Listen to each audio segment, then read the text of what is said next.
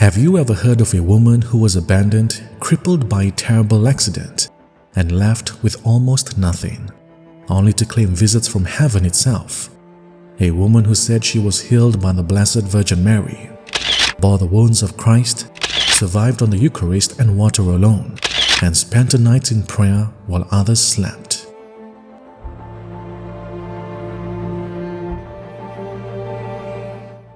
Ivana Buchdrucker was born on December 8, 1931, in a small village near Venice in Italy. She grew up in a very poor family, living in a humble home with dirt floors. From a young age, Ivana loved God deeply and was drawn to prayer. She often went to church whenever she could and developed a special devotion to our Lord and the Blessed Virgin Mary. As a child, she would push a cart through the village searching for food and supplies to help her family survive. During World War II, Ivana met an American soldier. The two fell in love and were married in Italy. In the late 1960s, they emigrated to the United States and settled in Cleveland, Ohio. However, a painful chapter soon unfolded in her life. After becoming pregnant, her husband suddenly abandoned her. Alone in a foreign country, with no money and unable to speak English, Ivana faced an uncertain future. She found work in a factory and was helped by a kind Filipino woman who did her best to support her during those difficult years. In 1973, tragedy struck again. Ivana suffered a serious industrial accident while working at the factory. The accident left her with limited movement in her right hand and right leg. Her leg became partially paralyzed, making it impossible for her to walk without a walker. She endured constant pain and spent much of her time going in and out of hospitals. Despite numerous treatments, doctors and therapists were unable to improve her condition. Then came a day that would change her life forever. On April 7, 1978, at around 2:30 in the afternoon, Ivana was praying the rosary in her home with 6 friends.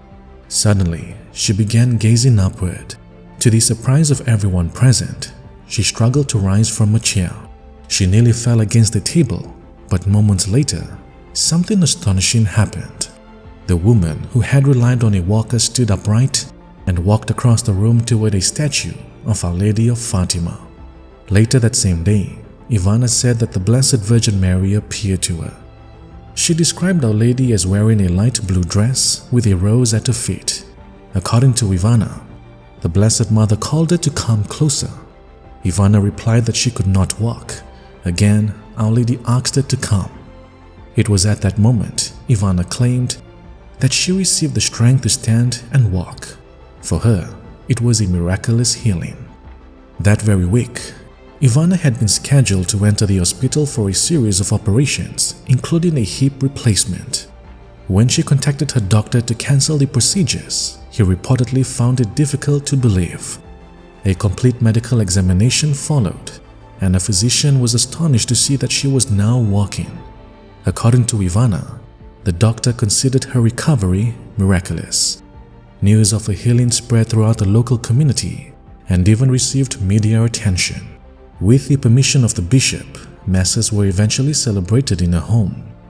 In the weeks and months that followed, Ivana reported many extraordinary spiritual experiences. Witnesses claimed that religious statues moved. A statue of the Virgin Mary was said to weep, smile, bow, walk, and at times become lighter in weight. Ivana also reported seeing numerous saints, including Padre Pio, Saint Rita, Saint Martha, Saint Elizabeth, Saint Peter, Saint Paul, and Saint Therese of the Child Jesus. She claimed that the Blessed Virgin Mary appeared to her approximately every 2 weeks. Along with these experiences came spiritual trials. Ivana said that Satan appeared to torment her on many occasions. She believed these attacks ended when she used holy water and prayed with faith. She also reported experiencing ecstasies, bilocation, and the mysterious fragrance of roses appearing where no flowers were present, a sign often associated with Marian apparitions. Another aspect of her story involved the stigmata, the wounds associated with the Passion of Christ. Ivana claimed to bear the wounds on her hands, feet, and side, along with a cross-shaped wound on her forehead. Every first Friday, she reportedly bled heavily from these wounds. Marks resembling the scourging of Christ were also said to appear on her back. According to Ivana and those close to her, these wounds would heal within just a few days, leaving only scars behind. From 1984 to 1985, Ivana said she experienced severe pains that she believed represented the suffering of unborn children lost through abortion. These experiences, she said, occurred many times throughout the day and were offered in prayer and sacrifice.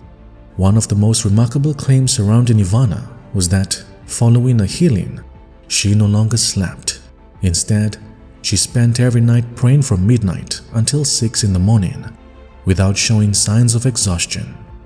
During one 60-day period, she reportedly lived on nothing but the Holy Eucharist and water. Her spiritual director, Father John Hogan, closely observed her experiences and wounds. After witnessing these events firsthand, he became convinced of her sincerity and authenticity. One story often shared by those who knew Ivana involves 3 priests who came to visit her. One of them was dressed in ordinary clothing and was not wearing his clerical collar. As they prepared to leave, Ivana turned to him and quietly said, "Father, if you return, you should wear your collar." Those present were surprised, since she had never been told that he was a priest. Ivana remained a devoted Catholic throughout her life. She belonged to the Blue Army of Our Lady of Fatima, participated in prayer groups dedicated to Padre Pio, and was a relative to Pope St. Pius X. Despite her devotion, serious concerns arose among diocesan authorities regarding her reported mystical experiences. In February of 1980, Chancellor Edward Weist concluded that Ivana's experiences were not supernatural and were the result of self-declusion. Bishop James Hickey instructed her to discontinue public prayer gatherings at her home and to stop wearing distinctive religious clothing associated with her reported visions. Supporters of Ivana argued that the investigation faced significant difficulties. Because she spoke very little English, communication with church officials was often challenging. Many believe she was never fully able to explain her experiences or defend herself properly. As a result, some felt that her case never received the thorough examination it deserved. Very little information about Ivana Buchdrucker can be found in official diocesan records because of the negative judgment issued regarding her claims. Yet among a small number of faithful followers, her memory remains alive. To some, she was a woman who endured immense suffering with courage and prayer. To others, she remains one of the most mysterious Catholic mystics of modern times. Ivana Buchdrucker, pray for us.